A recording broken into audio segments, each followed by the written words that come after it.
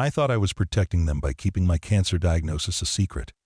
I thought I was being strong, handling it alone, sparing my children the burden of watching their father slowly die.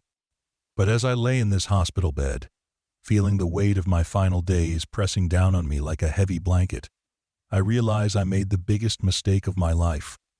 The look in Michael's eyes when he found out, the way Sarah collapsed into that chair when the doctor explained how long I'd been hiding the truth, those moments haunt me more than any physical pain ever could. Before we carry on, please hit the subscribe button to make my day, and let me know where you are watching from in the comments. My name is Arthur Reynolds. I'm 80 years old, and this is the story of how my greatest act of love became my deepest regret. I was born in 1945 in a small farmhouse outside Denver, Colorado, when the world was celebrating the end of a terrible war and fathers were coming home to families they'd left behind. My own father never made it back from the Pacific, but my mother, God rest her soul, raised me with enough love and strength to fill the space he left behind. She taught me that a man's job was to protect his family, to shield them from life's harshest realities, and to carry burdens alone, rather than share them with those you love most. That lesson shaped every decision I made for the next 60 years. I married my beloved Eleanor in 1968, right after I finished my apprenticeship as a machinist at the Ford plant. She was the most beautiful woman I'd ever seen, with copper-colored hair that caught sunlight like spun gold, and a laugh that could fill any room with warmth. We honeymooned in a tiny cabin near Lake Tahoe with exactly $47 in our pockets, but we felt like the richest people in the world. Michael came first in 1973, a serious little boy who studied everything with intense concentration, even as a baby. He would stare at ceiling fans for hours, trying to understand how they worked. Sarah followed in 1976, our firecracker, always laughing, always moving, always finding new ways to turn our quiet house into chaos.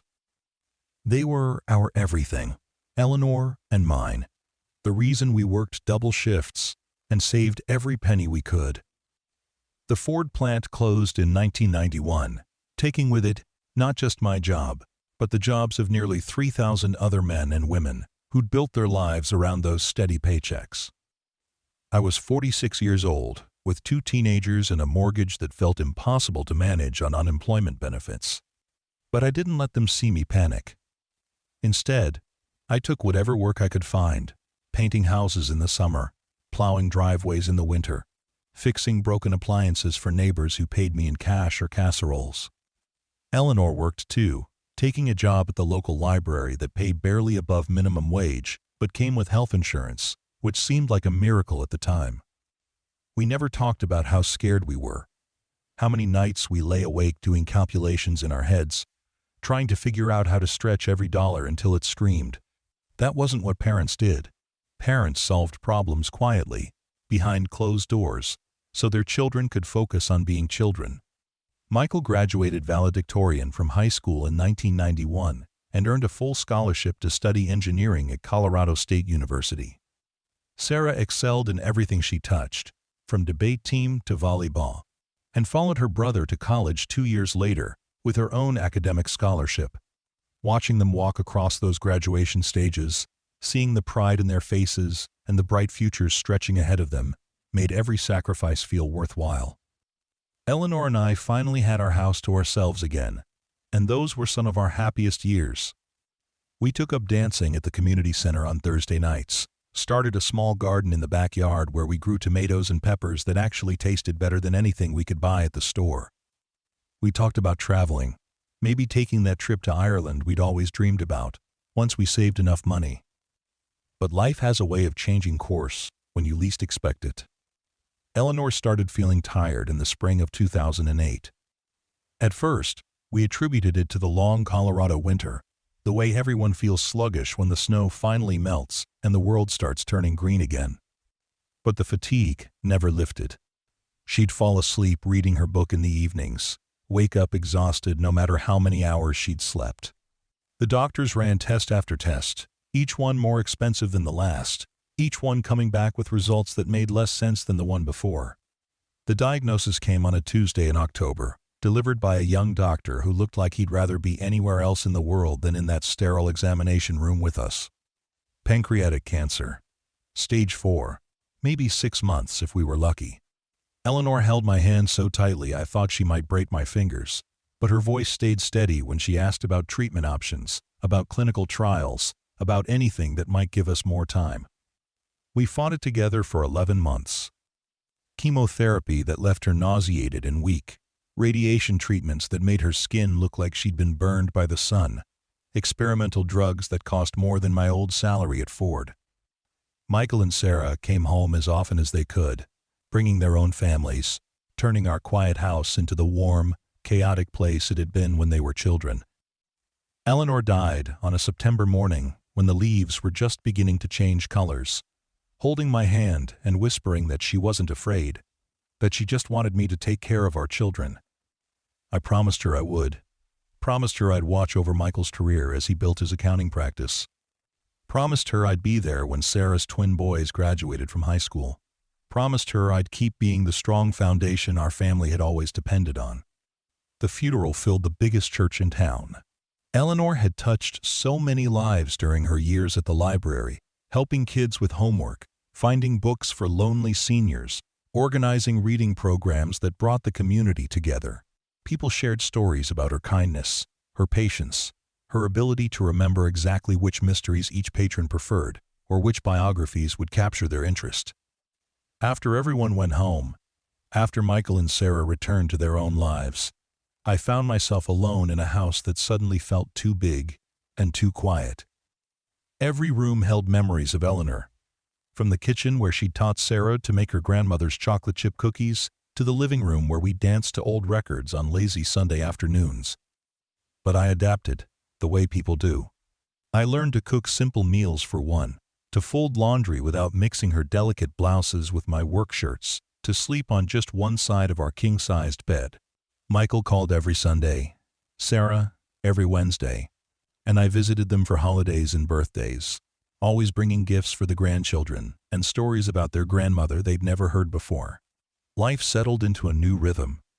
I volunteered at the food bank twice a week, helped coach Little League baseball for boys who reminded me of Michael at that age, attended Eleanor's book club where the other widows and widowers gathered to discuss novels and share companionship.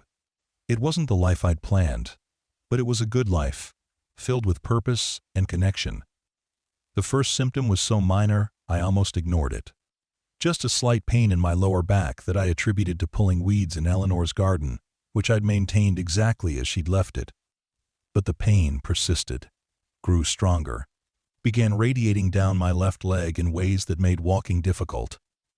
I told myself it was arthritis, the natural consequence of 40 years spent bending over machinery and lifting heavy parts. Dr. Morrison, who'd been our family physician for nearly 30 years, ordered x-rays that revealed nothing unusual. He prescribed anti-inflammatory medication and suggested physical therapy, which helped for a few weeks before the pain returned stronger than before. More tests followed, blood work that required multiple vials, scans that involved lying motionless in machines that sounded like freight trains. The call came on a Thursday morning in March of 2018. Dr. Morrison's voice sounded different, heavier, when he asked if I could come in that afternoon to discuss the results. I knew before I walked into his office what he was going to tell me. You don't live to 80 without learning to recognize the signs, the way people's faces change when they're preparing to deliver news that will change everything. Prostate cancer, he explained, but it had already spread to my spine, my lymph nodes, probably my liver. Stage 4. Just like Eleanor's diagnosis 10 years earlier. The treatments available might slow the progression, might give me additional months or even a year, but the outcome was inevitable. I sat in that familiar examination room, staring at the diplomas on Dr. Morrison's walls, the same diplomas I'd looked at when he diagnosed Michael's broken arm from falling out of the oak tree in our backyard. When Sarah had needed stitches after attempting to slide down the basement stairs on a cardboard box. This was where he'd confirmed Eleanor's pregnancies, where he'd treated their childhood ear infections and sports injuries, where he'd become not just our doctor, but our friend. Have you thought about how you want to handle this with your family? He asked gently. Michael and Sarah will want to know. We'll want to help you through whatever comes next. I thought about Michael's accounting practice, how hard he'd worked to build his client base after starting his own firm 5 years earlier. He was finally reaching the point where he could provide real security for his wife Jennifer and their daughter Emma, finally able to afford the house in the better school district they'd dreamed about. I thought about Sarah's twins, Mark and David, both seniors in high school, both applying to colleges that would cost more per year than Eleanor and I had ever made combined. Sarah was working full-time as a nurse, while her husband Tom managed a struggling construction business, and every conversation we had involved careful discussions about finances and college funds. I'd like some time to process this myself first, I told Dr. Morrison. Maybe we can start the treatments quietly, see how I respond, before we involve everyone else. He nodded, though I could see the concern in his eyes. Arthur, cancer isn't something you should face alone. Eleanor wouldn't want you to carry this burden by yourself. But that's exactly what Eleanor would have expected me to do. She would have understood that protecting our children meant shielding them from worries they couldn't solve, problems they couldn't fix. They had their own lives to live, their own challenges to overcome. Adding my illness to their responsibilities would only create stress and guilt that would serve no purpose except to make them suffer alongside me. The chemotherapy began the following week. Every Tuesday morning at 8 a.m., I'd drive myself to the cancer center and sit in a reclining chair for 4 hours while poison dripped into my veins through a port they'd surgically implanted in my chest. The other patients and I developed an odd camaraderie, sharing stories and snacks, comparing side effects and treatment schedules. Margaret, a 73-year-old retired teacher fighting breast cancer, always brought homemade cookies. Robert, a 68-year-old former truck driver with lung cancer, entertained us with stories from his years on the road. We became a strange family, bonded by our shared understanding of what it meant to fight an enemy that lived inside our own bodies. When someone stopped showing up for treatments, we all knew what it meant, but we rarely talked about it directly. Instead, we'd say they were taking a break or trying a different approach, maintaining the polite fiction that helped us cope with our own mortality. The side effects hit hard. Nausea that made eating almost impossible. Fatigue that left me exhausted after simple tasks like checking the mail. Neuropathy in my hands that made buttoning shirts or tying shoes increasingly difficult. I lost 30 pounds in 3 months, had to buy new clothes that wouldn't hang on my shrinking frame like sails on a mast. But I developed strategies for hiding the changes from Michael and Sarah. I scheduled their visits for days when I felt strongest, usually the weekend after treatments, when the worst effects had faded. I learned to use makeup to hide the pallor that chemotherapy brought to my skin, practiced walking normally despite the pain in my bones. When they commented that I looked thinner, I attributed it to eating healthier, taking up hiking, staying more active in retirement. The lies came easier than I'd expected. When Michael asked why I'd canceled our traditional Sunday dinners, I told him I'd joined a seniors travel group that took weekend trips to different parts of Colorado. When Sarah wondered why I sounded tired during our Wednesday phone calls, I explained that I'd been staying up late watching old movies and reading the books Eleanor had always recommended. Dr. Morrison checked on my progress every month, running blood tests to measure tumor markers, scheduling scans to track the cancer's progression. The treatments were working, he reported with cautious optimism.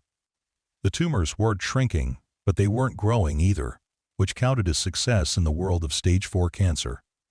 We might have bought me a year, maybe 18 months, if the current protocol continued to hold the disease in check. But the physical toll was becoming harder to disguise. I'd always been a strong man, capable of lifting heavy objects, working in the yard for hours without rest, keeping up with grandchildren who seemed to have unlimited energy. Now I found myself breathless after climbing a single flight of stairs, unable to open jars that would have presented no challenge 6 months earlier. The morning I collapsed in the grocery store checkout line, I knew my secret was running out of time. The young cashier called for help, and within minutes, paramedics were checking my pulse and blood pressure. asking questions about medications and medical history that I answered as vaguely as possible. They wanted to transport me to the hospital, but I convinced them I'd simply stood up too quickly, promised I'd follow up with my own doctor. But Mrs. Henderson from Eleanor's book club had witnessed the entire incident. She called Sarah that same afternoon, concerned that something might be seriously wrong with me, suggesting that maybe one of my children should check on my health more closely. Sarah confronted me during our next phone call, her voice carrying the authority she developed during 15 years of nursing, demanding to know what was really happening. "Dad, I've been thinking about our conversations lately, and something doesn't add up. You sound different, tired in a way that has nothing to do with staying up late watching movies. And Mrs. Henderson said you looked pale and thin at the store yesterday. Are you taking care of yourself properly?" I assured her I was fine, probably just fighting off a minor cold, promised I'd see Dr. Morrison if symptoms persisted. But Sarah had inherited Eleanor's intuition, along with her copper-colored hair, and I could hear the skepticism in her voice when she agreed to drop the subject. Michael proved easier to convince, perhaps because he wanted to believe everything was normal, perhaps because his own life was demanding so much attention that he didn't have energy left to worry about problems that might not exist. His accounting practice was expanding rapidly, requiring longer hours and more complex client relationships. Emma was applying to colleges, a process that consumed entire weekends with campus visits and application essays. Jennifer had returned to teaching after taking several years off to raise Emma, adding her own professional demands to their already crowded schedule. During our Sunday phone calls, Michael talked mostly about work challenges and Emma's college prospects, sharing the kind of everyday concerns that filled most parents' lives. He was proud of the business he'd built, excited about Emma's academic achievements, optimistic about the future in ways that reminded me of myself at his age.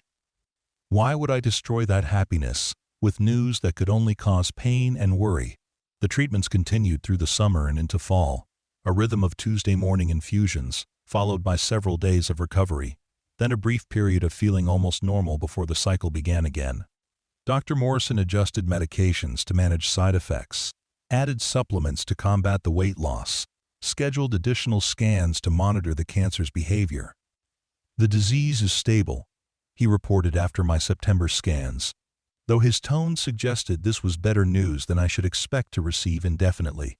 "But Arthur, you're tolerating the treatments less well than you were 6 months ago. Your body is tired, worn down by everything we're putting it through. Have you reconsidered talking to Michael and Sarah?" And I hadn't reconsidered anything. If anything, I'd become more determined to handle this alone as I watched my children navigate their own challenges. Michael's practice had taken on several major corporate clients, requiring him to travel frequently and work weekends. Sarah's hospital was understaffed, forcing nurses to handle larger patient loads with longer shifts. Both my children were approaching the peak earning years of their careers, the time when their hard work would finally translate into the financial security Eleanor and I had always wanted for them. Adding my illness to their concerns would only distract them from pursuing opportunities they'd worked decades to achieve. They would insist on helping with medical appointments, researching treatment options, providing emotional support that would drain energy from their own families and careers. I refused to become the burden that derailed their success just when they were finally reaching their goals. But hiding the progression of my disease was becoming impossible.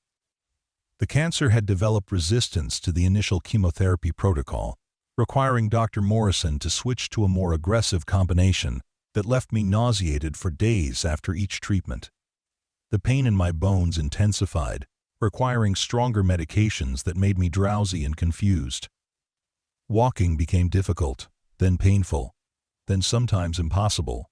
Without a cane, I hid in my closet between their visits. I canceled Thanksgiving dinner at my house, claiming I'd decided to volunteer at the homeless shelter instead, a lie that felt particularly shameful given how much our family traditions had always meant to Eleanor. Michael and Sarah each invited me to their homes, but I declined both offers, saying I'd already committed to helping serve meals to people who had nowhere else to go. Instead, I spent Thanksgiving alone in my living room, too weak to prepare anything more elaborate than soup from a can. watching football games I couldn't concentrate on while missing the laughter and chaos that had filled our house during every holiday for the past 30 years. I thought about Eleanor's stuffing recipe, the way Sarah always burned the rolls despite following the same directions every year, how Michael would fall asleep on the couch after dinner while Emma and the twins argued over which movie to watch. The loneliness was worse than any physical pain I'd experienced. Christmas approached with decorations appearing in neighbors' yards and stores filled with music that reminded me of happier times. I managed to maintain appearances long enough to buy gifts for everyone, though shopping required multiple trips because I couldn't carry heavy packages or stand in checkout lines for extended periods. I wrapped presents with hands that shook from neuropathy, addressed cards with handwriting that looked increasingly shaky and uncertain. Michael and Sarah insisted on coming for Christmas Eve dinner, as we'd done every year since Eleanor's death. I spent 3 days preparing, cooking dishes in small batches when my energy allowed, cleaning the house in 15-minute intervals between rests. I borrowed makeup from the neighbor woman who'd helped Eleanor during her final months, applying foundation and color to hide the gray pallor that had become my normal complexion. The dinner was a success from their perspective.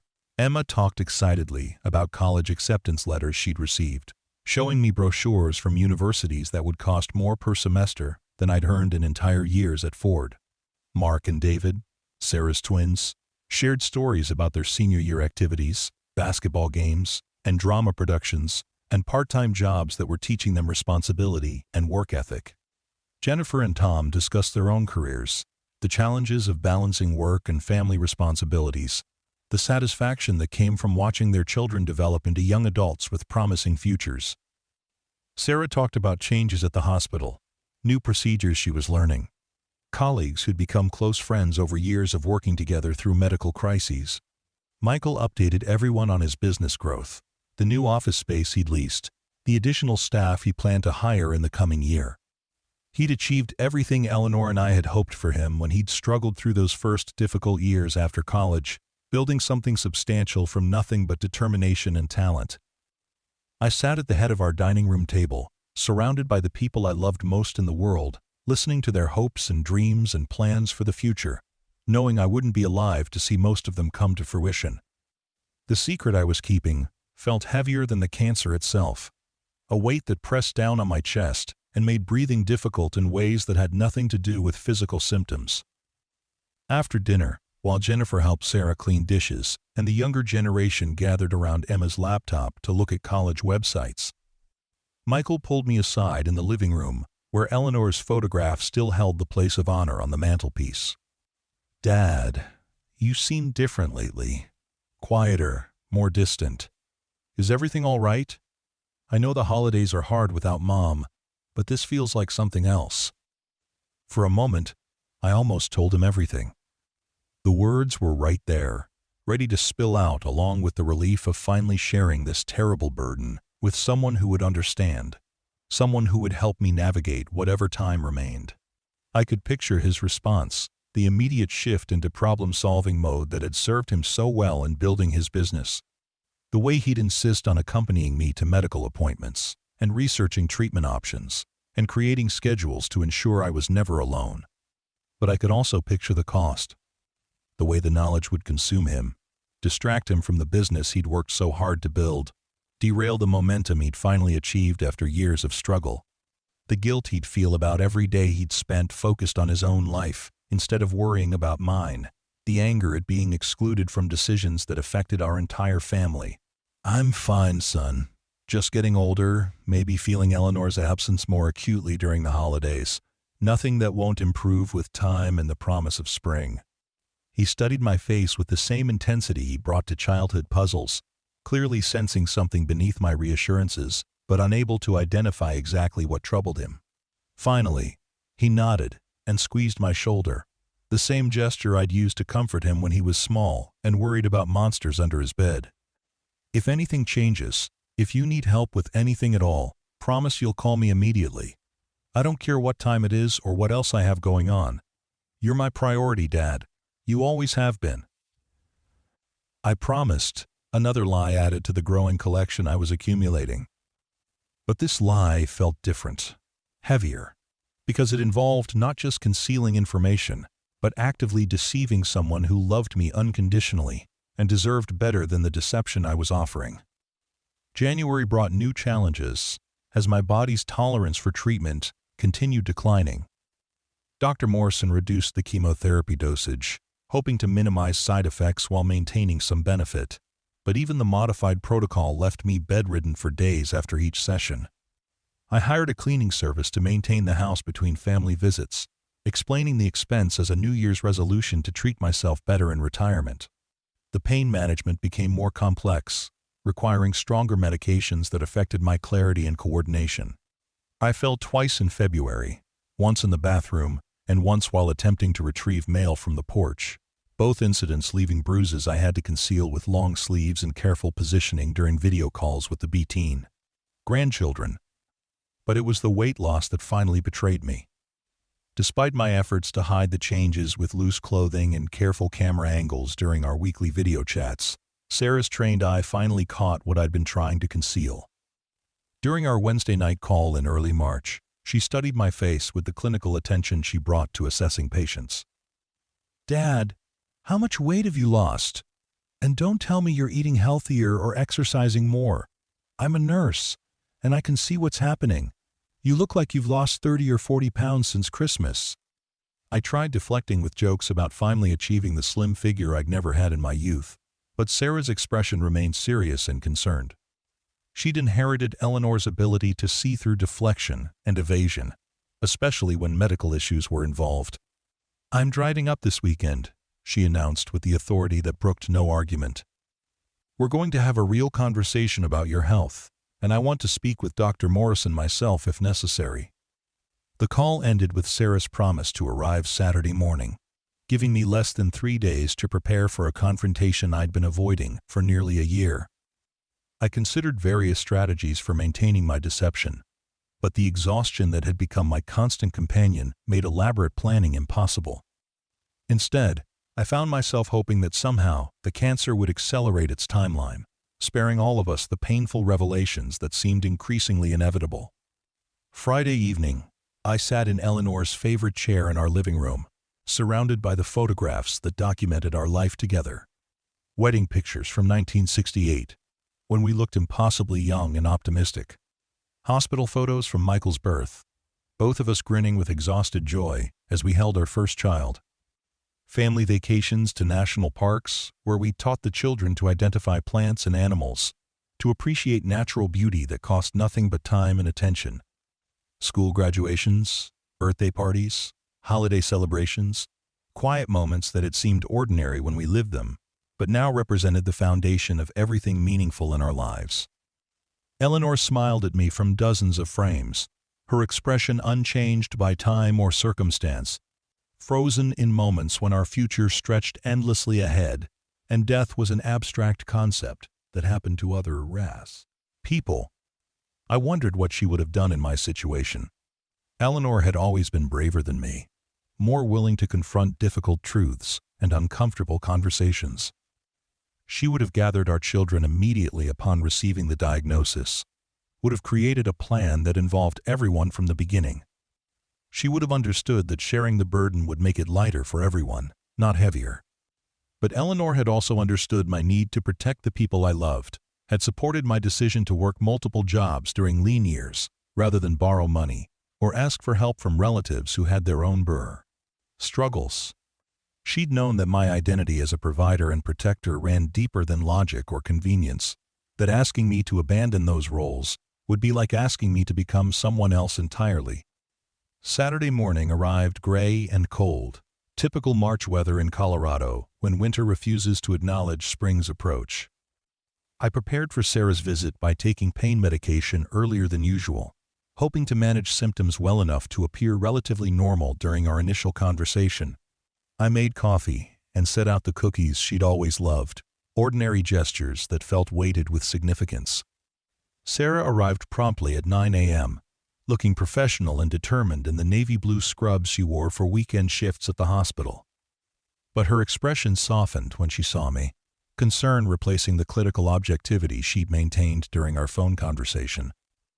I realized that my appearance had deteriorated more dramatically than I'd understood, that the changes I'd been monitoring gradually over months had accumulated into something that shocked even someone prepared to find problems. "Oh, Dad," she said simply, wrapping me in a hug that felt careful and tentative, as if she feared I might break under too much pressure. We sat at the kitchen table where Eleanor had served thousands of meals to our family, where homework had been completed, and problems discussed, and plans made for futures none of us could have predicted. Sarah studied my face with professional attention, noting details I couldn't hide despite my preparations. "Tell me what's really happening," she said quietly. "No deflection, no jokes, no explanations about eating healthier or staying more active. I can see that you're ill, seriously ill, and I need to understand what we're dealing with." The moment had arrived that I'd been dreading and postponing for nearly a year.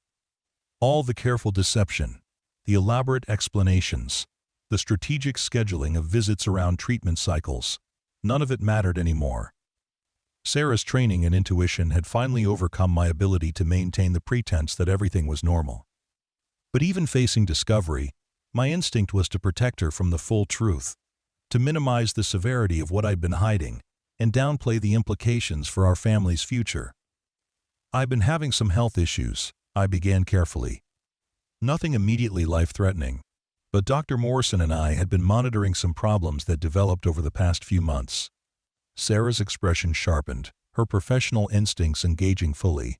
"What kind of problems? What exactly has Dr. Morrison been monitoring?" The questions continued with increasing specificity and intensity. What symptoms had I experienced? When had they begun? What tests had been performed? What treatments had been recommended? Sarah's medical knowledge made deception impossible. She understood the implications of every detail I reluctantly revealed, could read between the lines of my carefully edited explanations. Finally, cornered by her persistence and expertise, I found myself telling her about the back pain that had led to the initial diagnosis, the scans that revealed cancer throughout my body, the months of chemotherapy that had bought time but couldn't provide cure. I watched her face change as she processed the information, saw the moment when professional objectivity gave way to personal anguish. "Stage 4 prostate cancer," she repeated slowly, as if saying the words might somehow change their meaning. "For how long, Dad? How long have you been dealing with this alone?" "Almost a year," I admitted. "Since last March." The silence that followed felt heavier than any conversation we'd ever had. Sarah stared at me with an expression that combined hurt, anger, disappointment, and love, in proportions I couldn't measure or understand. When she finally spoke, her voice carried the controlled emotion of someone accustomed to delivering difficult news to families in crisis. "A year. You've been fighting cancer for a year without telling Michael or me. You've gone through surgery and chemotherapy and radiation alone while we lived our lives completely unaware that our father was dying." The word, dying, hung between us like a physical presence, the reality I'd been avoiding acknowledging even to myself. I'd focused on treatments and side effects and managing symptoms, as if the cancer were a temporary inconvenience rather than a terminal diagnosis. Hearing Sarah say it aloud forced me to confront what Dr. Morrison had been trying to prepare me for since the beginning. "I didn't want to burden you," I said weakly. "You and Michael have your own lives, your own responsibilities. This is my problem to handle." "Your problem?" Sarah's voice rose despite her efforts to maintain composure. "Dad, you're our father. Your health, your life, your death, they're not just your problems. They affect all of us, and we have the right to be involved in decisions that will change our family forever." She was crying now, tears that she wiped away impatiently with the back of her hand. Angry at herself for losing professional control, but unable to stop the emotional response to learning that everything she'd believed about our family's situation had been a lie. "Does Michael know?" she asked.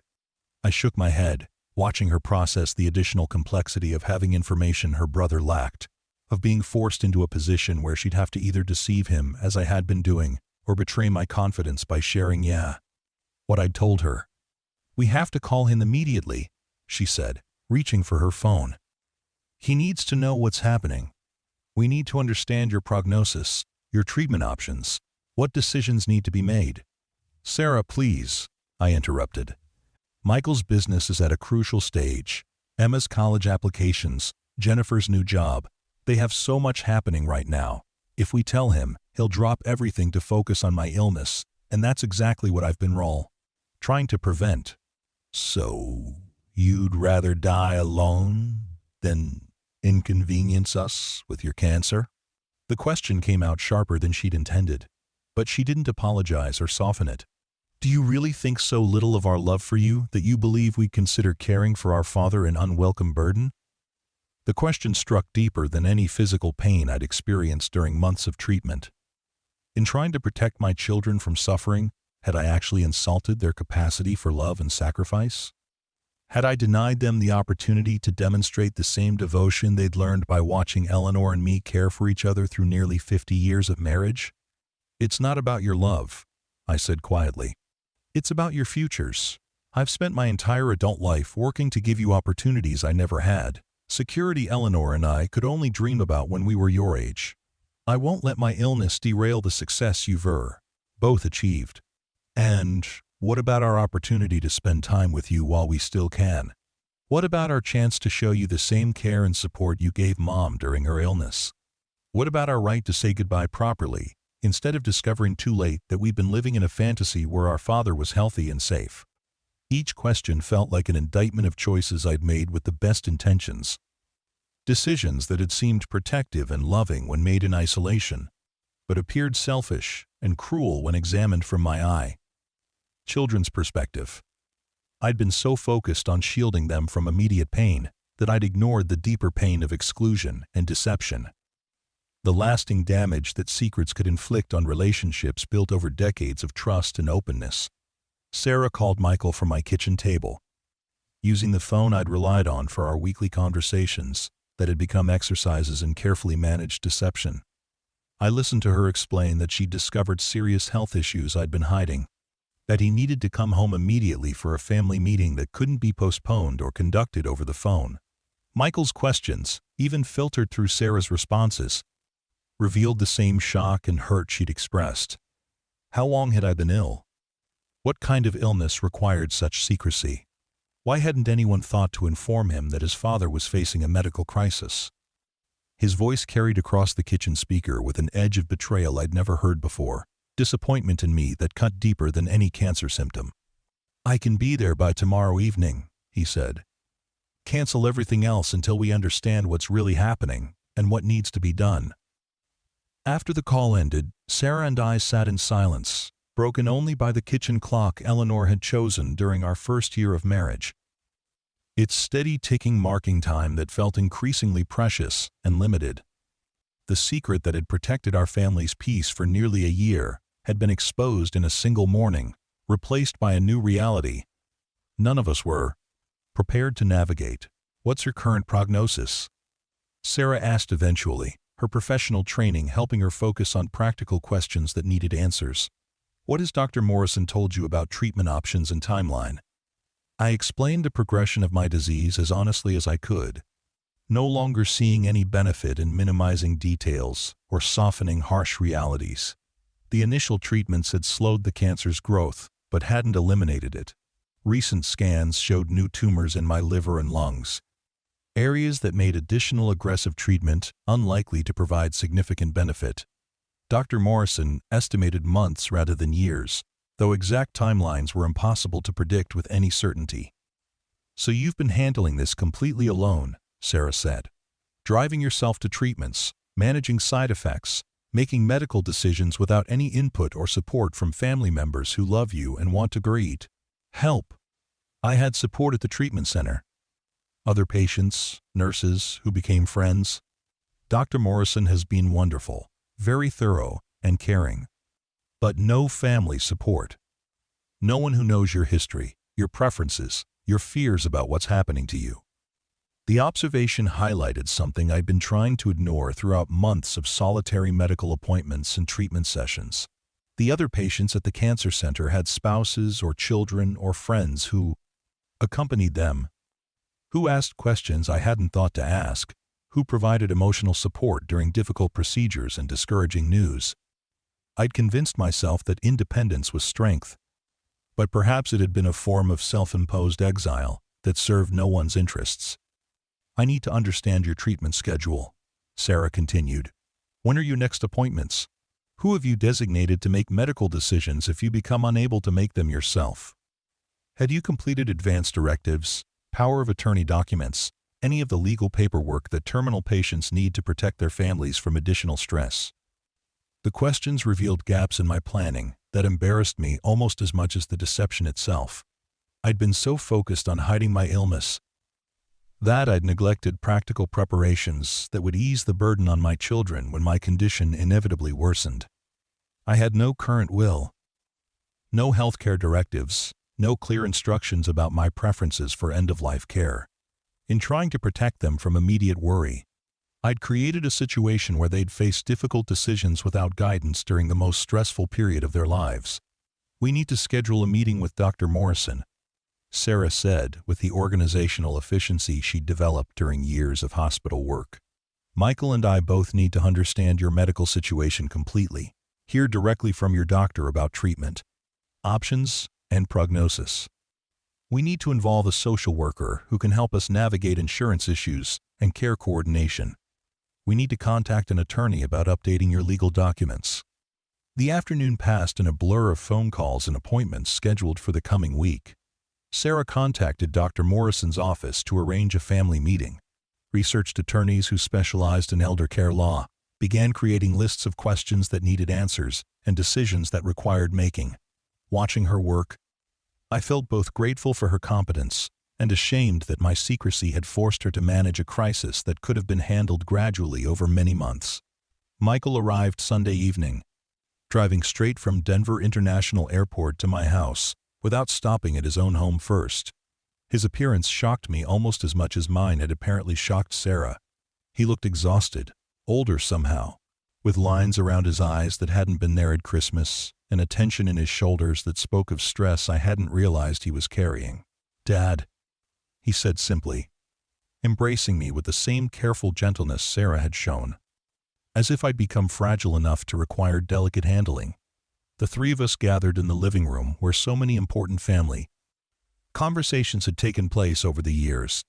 Eleanor's photograph seemed to watch from the mantelpiece as I repeated the medical details I'd shared with Sarah. Watching Michael's face change as he processed information that transformed his understanding of our family's situation. "A year," he said when I finished, echoing Sarah's earlier response. "You've been dealing with cancer for a year while I complained about business problems and college applications. While I worried about client deadlines and Emma's SAT scores, you were sitting in chemotherapy sessions alone." The guilt in his voice made me want to take back everything I'd revealed, to somehow return to the comfortable deception that had protected him from exactly this kind of self-recrimination. But Sarah was right that secrets had cost our family more than honesty would have, that my attempts at protection had actually caused greater harm than the truth I'd been trying to avoid. "Your business problems and Emma's college applications are important," I said. "They're exactly what you should be focused on at this stage of your life. That's why I didn't want to distract you with medical issues you couldn't solve." "But they're not more important than spending time with my father while I still can," Michael replied. "They're not more important than being here to support you through the hardest experience of your life. And they're certainly not more important than having the chance to tell you how much you mean to me while you can still hear it." The conversation continued late into the evening as we began planning for a future none of us wanted to face. Michael would take a leave of absence from his practice, arranging for associates to handle his clients during the coming months. Sarah would request a temporary reduction in her hospital hours, allowing her to coordinate my care and attend medical appointments. Both insisted on these changes despite my protests that such sacrifices were exactly what I'd been trying to prevent. "We're not asking your permission," Sarah said firmly. "We're informing you of decisions we've made as adults who love their father and want to be involved in his care. You can continue fighting us, or you can accept our help and make the most of whatever time we have left together." The family meeting with Dr. Morrison took place the following Wednesday in his office that suddenly felt too small for the four of us plus the social worker Sarah had insisted on including. Dr. Morrison explained my condition with the gentle honesty he'd always shown. But hearing the medical details discussed openly with my children present made the reality of my situation feel more immediate and frightening than it had during months of private consultations. The current treatment protocol is no longer providing significant benefit, he said, reviewing recent scan results that showed continued disease progression despite ongoing chemotherapy. We could try additional treatments, but they would likely cause more discomfort than improvement in your father's condition. What about clinical trials? Michael asked. Experimental treatments that might not be available through standard protocols? Dr. Morrison's expression conveyed the answer before he spoke. Arthur's disease has progressed beyond the eligibility criteria for most trials we might consider. At this stage, our focus should shift toward comfort care and quality of life rather than aggressive treatment aimed at extending survival. The words, comfort care, hit the room like a physical blow. Even though I'd understood the implications of my diagnosis for months, hearing Dr. Morrison discuss end-of-life planning with my children present made the approaching reality undeniable. Sarah reached for Michael's hand, both of them struggling to maintain composure while processing information that changed their understanding of our timeline. How long? Sarah asked quietly. Weeks to months, Dr. Morrison replied. Possibly longer if your father responds well to palliative care, but probably not much longer. I'm sorry I can't be more specific, but terminal illness doesn't follow predictable schedules. The drive home passed in silence, each of us absorbed in private thoughts about how dramatically our lives had changed in less than a week. Michael and Sarah had arranged to stay at my house for the immediate future, a decision that filled me with simultaneous gratitude and regret. I was grateful for their presence and support, but regretful that my illness was disrupting their lives exactly as I'd feared it would.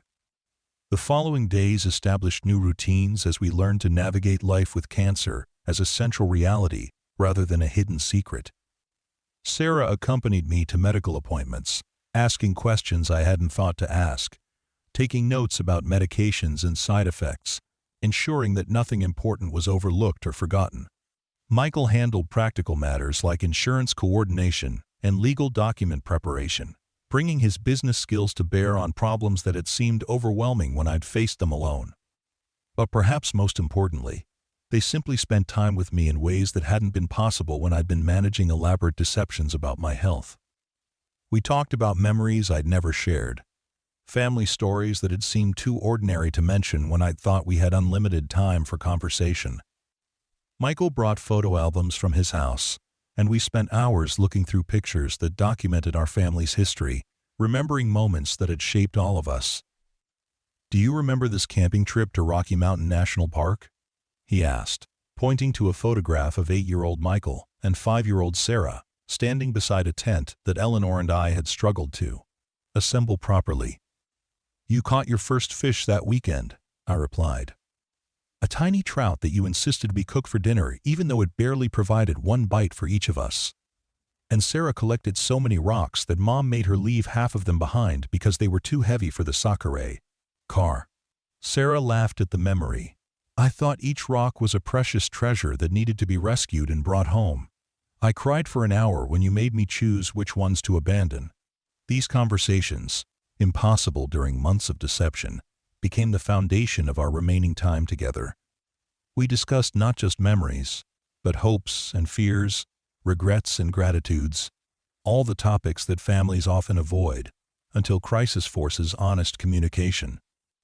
I learned things about my children's lives that I'd never known, understood challenges they'd faced without asking for help, discovered strengths they developed through experiences I hadn't fully appreciated. Michael talked about the early years of building his practice, how many nights he'd worked until midnight, preparing tax returns and business plans, driven by determination to prove himself worthy of the education Eleanor and I had sacrificed to provide.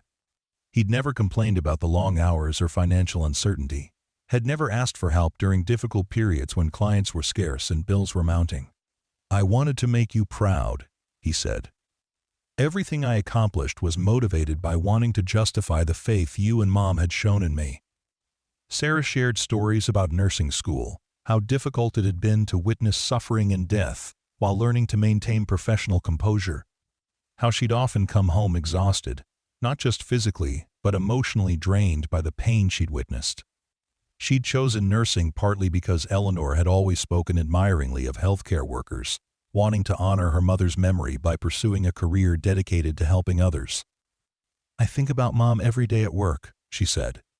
"When I'm taking care of patients who remind me of her, or when I'm helping families navigate medical crises, like the one we faced when she was sick."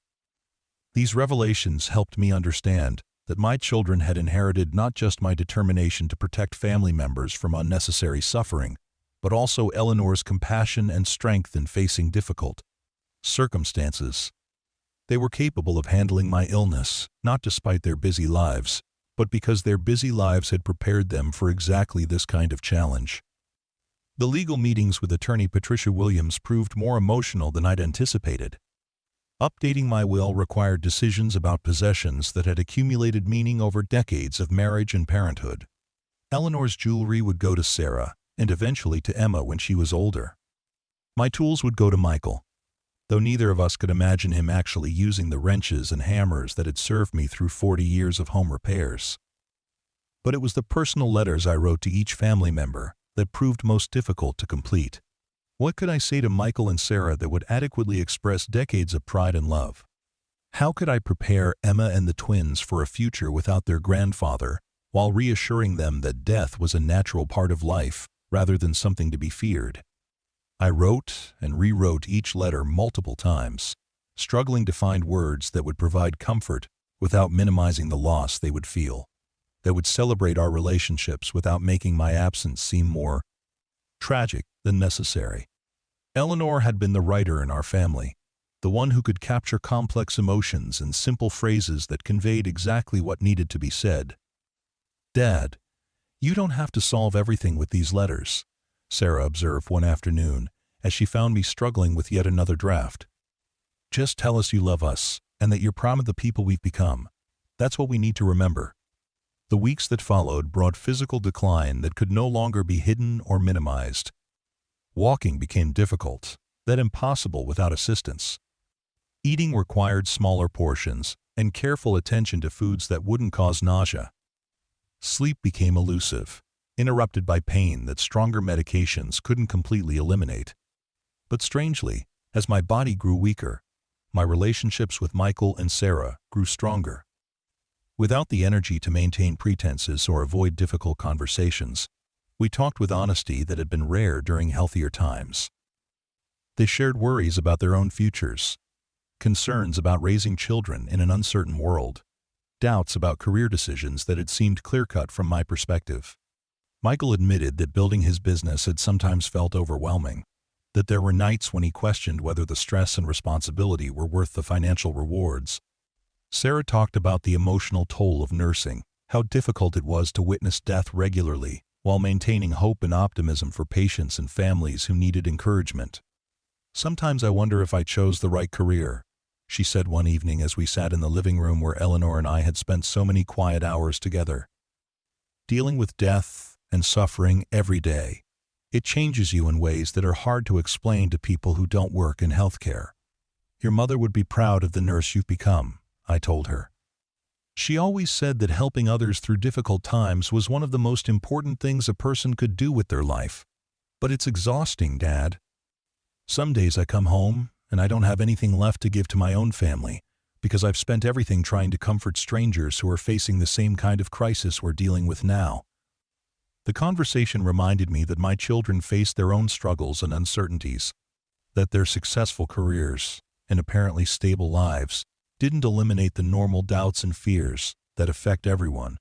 In trying to protect them from my problems, I'd also deprived myself of opportunities to offer support and guidance for their challenges. Michael's business, despite its outward success, required constant attention and carried risks I hadn't fully appreciated. Client relationships could change unexpectedly, economic conditions could affect demand for accounting services. Competition from larger firms created pressure to work longer hours for smaller margins. He'd built something substantial, but maintaining it required ongoing effort and vigilance that sometimes left him feeling isolated and overwhelmed.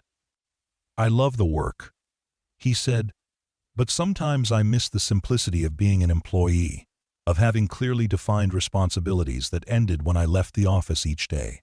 Now, I'm responsible for other people's livelihoods, for clients who depend on my advice, for a business that needs constant care and feeding."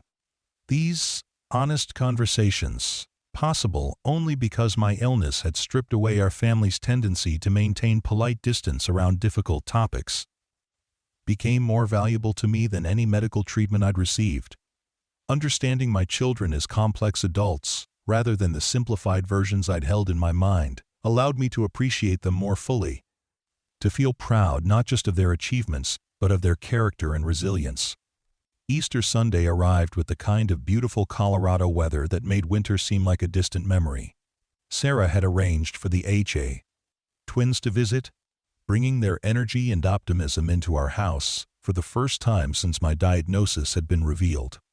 Emma came home from college for spring break, full of stories about classes and friends and plans for summer internships.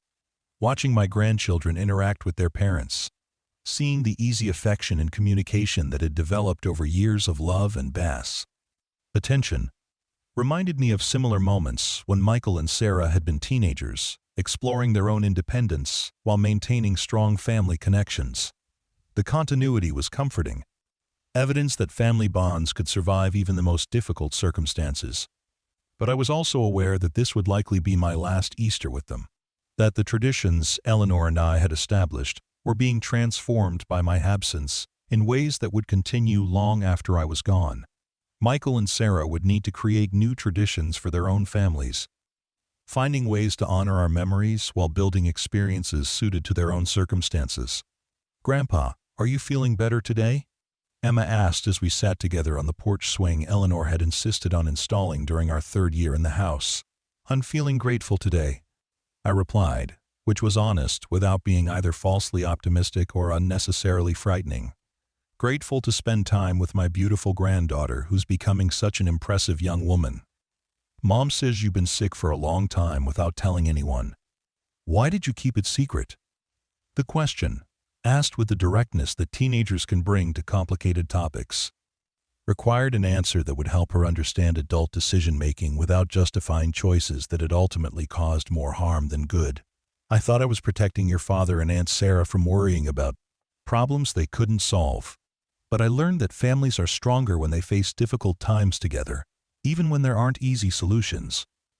"Are you scared?" she asked. "Sometimes," I admitted. "But mostly, I'm sad that I won't get to see you graduate from college, or watch the twins find their own paths in life, or meet the great-grandchildren. I won't get to spoil the way I spoiled all of you. But you'll still be part of those things, won't you? Even if you're not there physically, you'll still be part of our family, and our memories, and the things we learned from you." Her words, spoken with the wisdom that sometimes emerges from youth, unburdened by adult complications, provided comfort I hadn't expected to find. Eleanor had always believed that love persisted beyond physical presence, that relationships could transcend the boundaries of life and death through memory and influence and the continuation of values passed from one generation to another. The conversation with Emma helped me understand that my greatest regret about keeping my illness secret wasn't the burden I'd carried alone, but the time I'd lost for exactly these kinds of meaningful exchanges. The months I'd spent maintaining deception could have been spent sharing wisdom, creating memories, and strengthening relationships that would survive my death. By late April, it became clear that my condition was deteriorating more rapidly than Dr. Morrison had anticipated. Pain management required increasingly strong medications that affected my alertness and coordination. Simple activities like showering and dressing became impossible without assistance. The hospital bed that Sarah had arranged to be delivered to my living room became my primary location, positioned near the window where I could watch seasons change in Eleanor's garden. Michael and Sarah had arranged their schedules to ensure someone was always present, taking shifts that allowed them to maintain minimal professional responsibilities while providing around-the-clock care. The sacrifice they were making, contradicted everything I'd tried to accomplish by hiding my illness, but I no longer had the energy to protest their dedication. "We're exactly where we want to be," Sarah said when I tried once again to convince them to return to their normal lives. "Taking care of you isn't a burden, Dad. It's a privilege." The hospice team that began visiting in early May brought a different perspective to end-of-life care than I'd encountered during months of aggressive treatment. Instead of focusing on fighting the cancer, they concentrated on managing symptoms and ensuring comfort, helping our family prepare for death as a natural conclusion to life, rather than a medical failure to be avoided at all costs. Nurse Patricia became a regular presence in our house, teaching Michael and Sarah how to manage my medications, how to recognize signs of distress, how to provide physical care that maintained dignity while addressing practical needs. Her calm acceptance of death as part of life's normal progression helped all of us approach my declining condition with less fear and more peace. "Your father is fortunate to have family members who can be present during this time," she told Michael and Sarah during one of her visits. "Many patients face end of life alone, or with family members who are too frightened or overwhelmed to provide meaningful support." The observation made me realize that by finally allowing my children to participate in my care, I'd given them a gift I hadn't intended to offer. They would face my death with the knowledge that they'd done everything possible to ensure my comfort and dignity, that they'd been present for the conclusion of my life, just as I'd been present for the beginning of theirs. May brought spring weather. That filled Eleanor's garden with the flowers she'd planted over 20 years of careful cultivation. From my bed near the living room window, I could watch tulips and daffodils give way to roses and peonies, the cycle of growth and renewal that had always provided her with hope during difficult times. Sarah maintained the garden exactly as Eleanor had designed it, understanding that preserving her mother's vision was a way of honoring both her memory and my connection to the place we called home for 3 decades. The conversations during my final weeks focused less on practical matters and more on emotional connections. Michael brought his guitar one evening, playing psalms from my youth that I'd taught him when he was learning to read music. Sarah shared stories from her work that demonstrated how much she'd learned about compassion and strength by watching Eleanor and me navigate life's challenges together. "I always admired how you and Mom supported each other," she said one afternoon as we watched spring rain water the garden outside. "Even during the hardest times, you were a team, facing problems together, instead of trying to handle them alone." The irony of her observation wasn't lost on me. Eleanor and I had indeed faced nearly everything together, supporting each other through job losses and financial struggles, parenting challenges and health concerns, the ordinary difficulties that test every marriage over decades of shared life. But when facing my own terminal illness, I'd abandoned the partnership model that had served us so well, choosing isolation over collaboration in a misguided attempt to protect the people I loved most. "I should have followed that example with my cancer diagnosis," I admitted. "Your mother would have been disappointed in my decision to handle this alone." "Maybe," Sarah replied. "But she also would have understood that you were trying to protect us, even if she disagreed with your methods." The forgiveness in her voice and in Michael's expressions during similar conversations became one of the most precious gifts of my final months. Instead of focusing on anger about my deception or resentment about time lost to secrecy, they chose to concentrate on gratitude for the time we had remaining and the opportunity to demonstrate their love through caregiving. Dr. Morrison made house calls during my final weeks, monitoring my condition and adjusting medications to ensure optimal comfort. His presence reminded me of old-fashioned family doctors who knew their patients as people rather than medical cases, who understood that death was sometimes the appropriate outcome rather than a failure of medical intervention. "Arthur has handled this illness with remarkable dignity," he told Michael and Sarah during his last visit. "He faced every treatment decision with courage and maintained hope even when hope seemed unrealistic. You should be proud of how he's conducted himself throughout this difficult journey." The words meant more to me than any medical achievement could have. Validation that I'd met death with the same determination and grace I'd tried to bring to every other challenge in my life. Eleanor would have been proud of how I'd faced cancer, even if she would have disagreed with my decision to face it alone. On a Tuesday morning in late May, as spring sunshine filled the living room with warmth and light, I woke to find Michael and Sarah sitting beside my bed, talking quietly while they thought I was still sleeping. They were discussing practical arrangements for after my death, but their voices carried love rather than burden, acceptance rather than despair.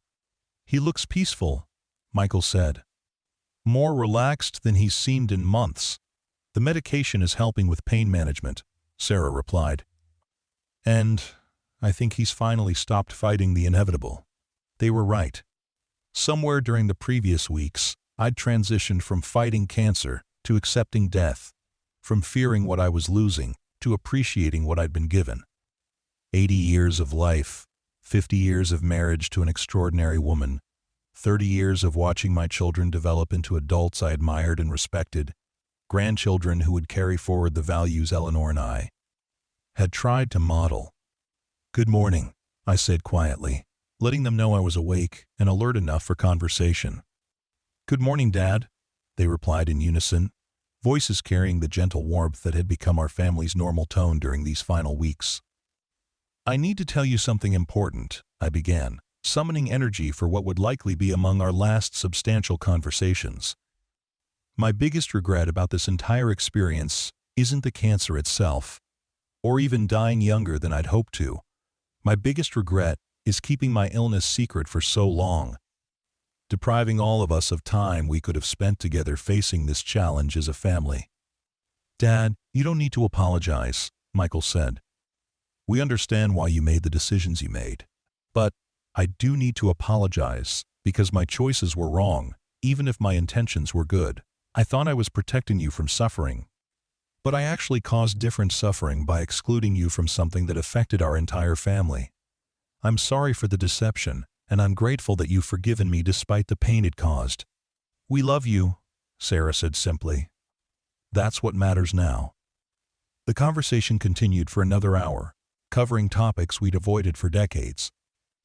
I shared memories of their childhood that I'd never mentioned, explained decisions Eleanor and I had made about their upbringing, expressed pride in accomplishments that went far beyond professional success or financial achievement. "You've both become the kind of adults that every parent hopes to raise," I told them. "Compassionate, responsible, dedicated to your families and your communities. Watching you care for me during these final months has been one of the greatest privileges of my life. Thank you for finally letting us in," Michael replied. "For giving us the chance to take care of you, the way you've always taken care of us." By Wednesday evening, my condition had deteriorated to the point where conversation required significant effort. But I remained alert enough to appreciate the presence of family members who had gathered to say goodbye. Michael's wife Jennifer brought Emma home from college, while Sarah's twins drove down from their university in Fort Collins, where they'd just finished their freshman year. The living room filled with quiet conversations and gentle laughter as family members shared memories and expressed love in ways that felt natural rather than forced. No one pretended that death wasn't approaching, but neither did anyone treat my dying as a tragedy that overshadowed the celebration of life we'd shared together. Emma sat beside my bed reading aloud from one of Eleanor's favorite books, her voice carrying the same musical quality her grandmother had possessed. The twins took turns telling stories about their college experiences, including me in their excitement about new independence and academic challenges. Jennifer and Tom shared updates about their work and community activities, maintaining connections that honored my continuing interest in their lives, despite my declining condition. As evening approached, and family members prepared to return to their temporary accommodations, I felt profound gratitude for the way my final weeks had unfolded. The deception that had characterized the first year of my illness had been replaced by openness that allowed genuine intimacy and connection. Instead of dying alone with my secrets, I was surrounded by people who knew the truth about my condition and chose to respond with love rather than burden. Thursday morning dawned clear and warm, with sunlight streaming through windows that Sarah had opened to let spring air circulate through the house. I woke to find her sitting in Eleanor's favorite chair, reading a nursing journal while keeping watch over my condition. "How are you feeling today?" she asked, when she noticed I was awake. "Grateful," I replied, the same answer I'd given Emma weeks earlier, still the most honest response I could offer. "Is there anything you need? Anything that would make you more comfortable?" "Just this," I said, gesturing weakly toward the family photos that surrounded my bed. The spring garden visible through the window, the peaceful atmosphere that had replaced the fear and deception of earlier months. "Just knowing that you and Michael will be okay, that the family will continue even after I'm gone. We'll be okay, Dad. You and Mom taught us how to take care of each other." The truth of her statement provided the peace I'd been seeking throughout months of illness and uncertainty. Eleanor and I had indeed taught our children how to love and support each other, how to face challenges with courage and dignity, how to maintain family connections despite geographical distance and busy schedules. The values we'd modeled would survive our deaths, continuing through their relationships with their own children and grandchildren. By Thursday evening, I could feel my strength ebbing in ways that indicated death was approaching within hours rather than days. Michael and Sarah remained beside my bed, holding my hands and speaking quietly about ordinary topics that maintained connection without requiring responses I no longer had energy to provide. "Thank you for being such wonderful children," I whispered during a moment of clarity that emerged from increasing drowsiness. "Thank you for forgiving my mistakes and loving me despite my flaws." "Thank you for being our father," Michael replied. "Thank you for showing us how to live with integrity and love."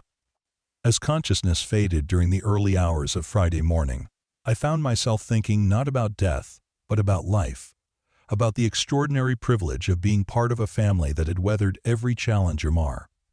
Together, eventually. The cancer that had seemed like my greatest enemy had ultimately become the catalyst for our deepest intimacy, forcing conversations that might never have occurred under ordinary circumstances. My final thought, as dawn light began filtering through the windows of the home Eleanor and I had shared for 30 years, was about how much I loved the people gathered around my bed. How grateful I was that they'd insisted on sharing my final journey, despite my initial attempts to exclude them from the experience. I died peacefully on Friday morning, May 24th, surrounded by family members who'd chosen love over convenience, presence over protection, openness over secrecy.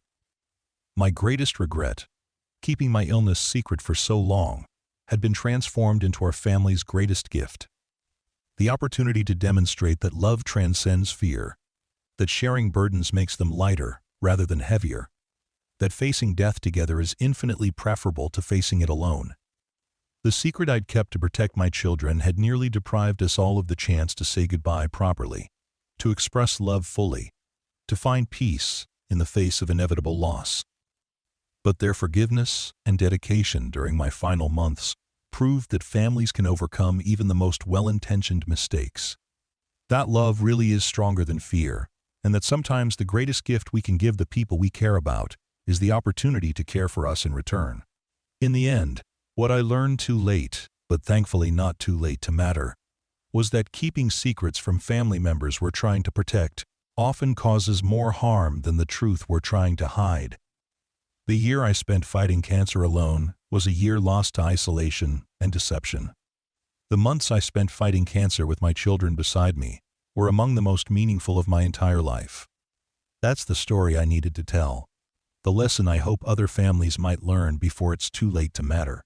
Don't let pride or fear or misguided protection steal time that could be spent loving each other through life's most difficult challenges. Trust the people you've raised and the family you've built to be strong enough to handle truth, generous enough to offer support, and wise enough to understand that sharing burdens is what families do best. My name was Arthur Reynolds. I was 80 years old when I died, surrounded by people who loved me despite my flaws and forgave my mistakes. And if I could do it over again, I would trust my family with the truth from the very beginning, because the love we shared during my final months proved that we were all stronger together than any of us could ever be alone.